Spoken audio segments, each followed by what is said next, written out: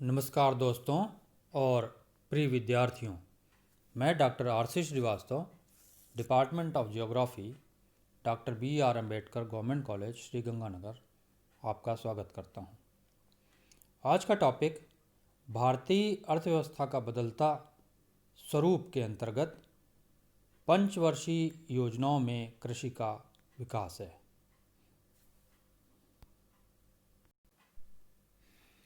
इसके पहले भाग में आज योजना आयोग व नीति आयोग के परिचय पर बात की जाएगी। इस प्रकार देखा जाए तो आज का टॉपिक योजना आयोग व नीति आयोग एक परिचय रहेगा, या planning commission and NITI Aayog and introduction.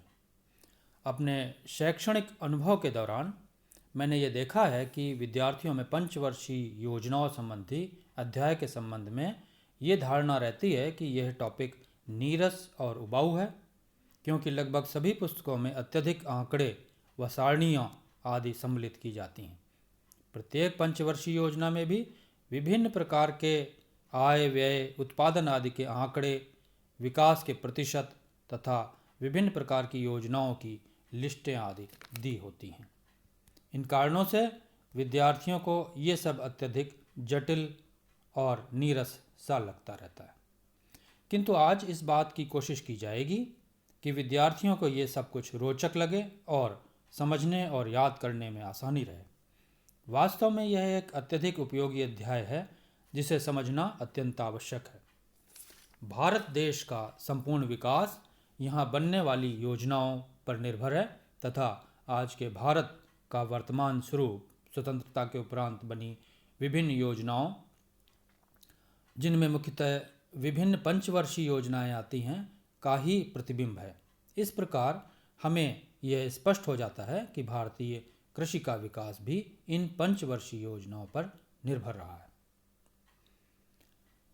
जैसा कि हमें विदित है कि विभिन्न पंचवर्षीय योजनाएं भारत में योजना आयोग ही बनाता रहा है, जिसके अध्यक्ष स्वयं भारत के प्रधानमंत्री पदेन रहते हैं। भारत में पहली पंचवर्षीय योजना 1951 में अस्तित्व में आई।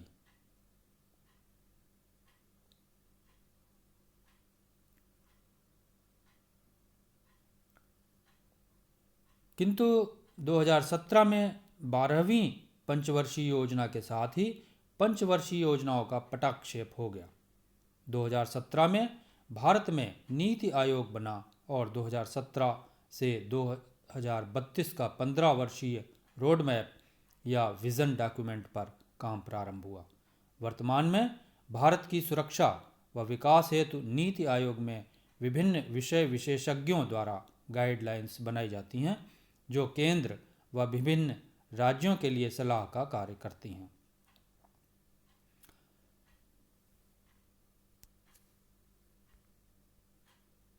योजना आयोग व नीति आयोग एक परिचय। इसमें पहले देखते हैं योजना आयोग व पंचवर्षीय योजनाएं।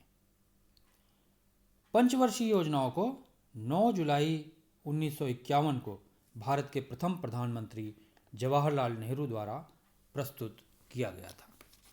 इन पंचवर्षीय योजनाओं के संचालन के लिए 15 मार्च 1950 को भारतीय योजना आयोग का गठन किया गया था। इन योजनाओं के माध्यम से सामाजिक न्याय, गरीबी हटाना, खाद्यान्न की समस्या दूर करना, रोजगार, आधुनिकीकरण आदि की ओर विशेष ध्यान दिया जाता है और इसके माध्यम से देश के संपूर्ण विकास की दर को बढ़ाना और देशवासियों के जीवन स्तर को सुधारना ही मूल उद्देश्य है। भारत में कुल 12 पंचवर्षीय योजनाएं लागू की गईं। अंतिम पंचवर्षीय योजना 31 मार्च 2017 को समाप्त होने वाली थी, किंतु मंत्रालयों को अपने कामकाज निपटाने के लिए इस आखिरी पंचवर्षीय योजना को 6 महीने का विस्तार दे दिया गया। 13 अगस्त 2014 को योजना आयोग भंग कर दिया गया और इसकी जगह नीति आयोग बना। नीति NITI यानी national institute of transforming India. ये नीति हिंदी वाला नीति नहीं है, लेकिन फिर भी इसमें नीतियाँ बनाई जाती हैं। National institute of transforming India में भारत के विकास से संबंधित योजनाएं बनाई जाती हैं। प्रथम पंचवर्षीय योजना 1951 से 56 तक, द्वितीय 1956 से 61 और तृतीय 1961 से 66 तक निरंतर चली। उसके बाद विशिष्ट परिस्थितियों के कारण 3 वार्षिक योजनाएं यानी 1966-67, 67-68 और 68-69 अस्तित्व में आई। चतुर्थ पंचवर्षीय योजना 1969 से 74 और पंचम 1974 से 79 के लिए बनाई गई, किंतु पंचम योजना 1978 में ही समाप्त मान ली गई और वार्षिक योजना 1978-79 बनाई गई। इसके अतिरिक्त एक अन्य वार्षिक योजना 1979-80 भी बनाई गई।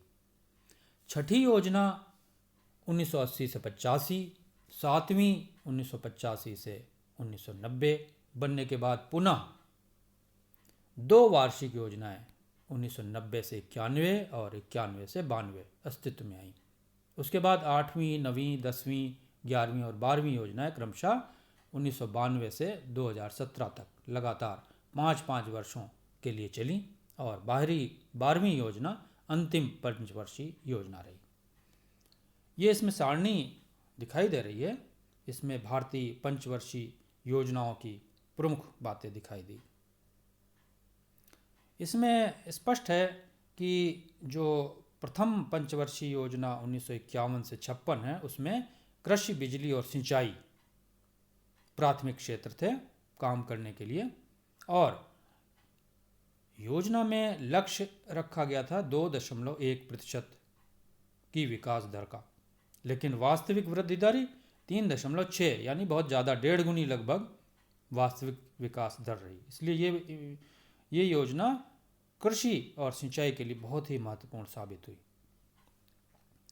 द्वितीय योजना बड़े उद्योगों के लिए थी और तृतीय योजना पुनः खाद्य और उद्योगों के लिए हुई। खाद्य ये भी कृषि से संबंधित है। इसमें विकास दर 5.6% की लक्ष्य रखा गया था, लेकिन वास्तविक उपलब्धि या वास्तविक वृद्धि दर केवल 2.8% ही रही।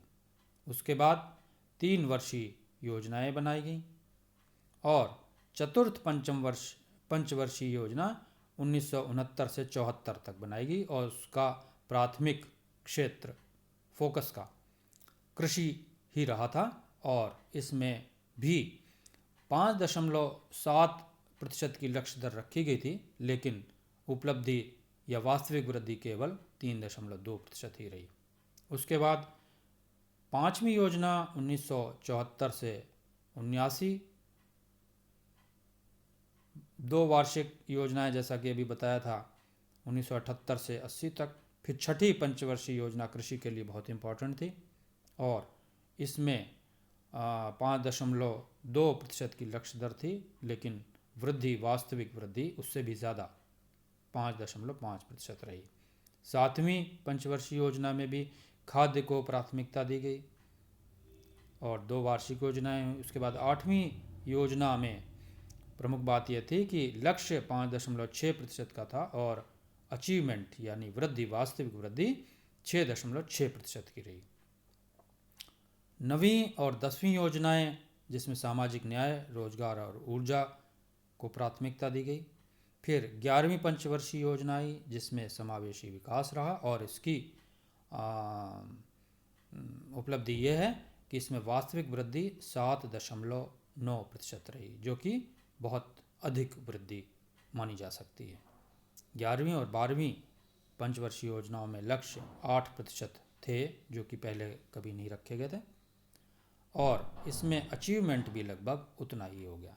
यानी 12वीं पंचवर्षीय योजना जिसमें कृषि, सिंचाई, बाढ़ नियंत्रण आदि थे, उसमें वास्तविक वृद्धि 8% के करीब रही, जो कि बहुत महत्वपूर्ण रही।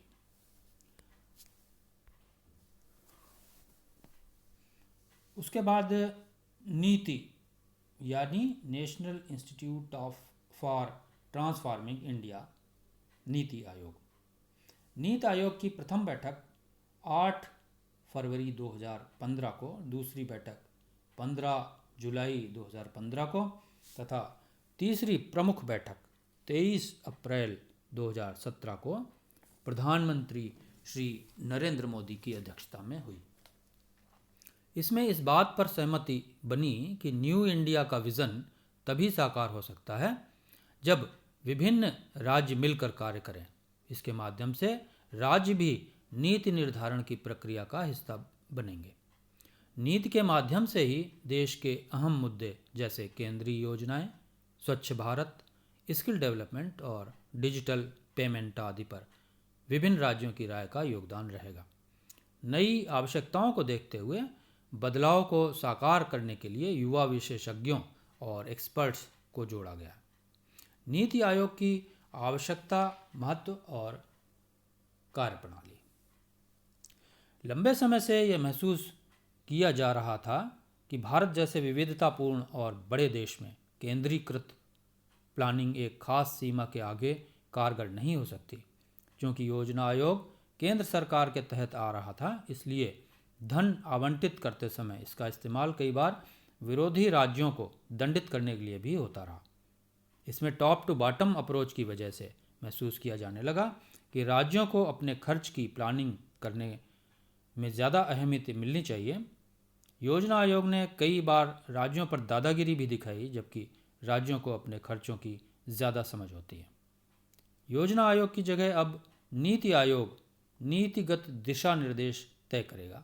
इसका मूल सिद्धांत सहकारी संघवाद है। सहकारी संघवाद। सबसे अहम अंतर यह है कि नीति आयोग के पास फंड ग्रांट करने की शक्ति नहीं है। वह राज्यों की ओर से कोई फैसला नहीं ले सकता। यह सिर्फ सलाहकार के रूप में कार्य करता है। इसके तहत 2017 से अगले 15 वर्ष का रोड मैप तैयार किया गया है। नई व्यवस्था के तहत पहले 3 वर्ष का एक्शन प्लान और 7 वर्षीय स्ट्रेटजी पेपर तथा 15 वर्षीय विजन डॉक्यूमेंट रहेगा। इस व्यवस्था को इस प्रकार से आसानी से समझा जा सकता है। इसमें ABC में 3 पार्ट में इसको बांट दिया गया है। पहला है विज़न या दृष्टि, जो कि 15 वर्षीय है, 2017 से लेके 2032 तक। दूसरा पार्ट स्ट्रेटजी या रणनीति है, जो कि 7 वर्षीय कार्यक्रम है। ये 2017 से 2023-24 तक चलेगा, जिसमें रणनीति बनाई जाएंगी।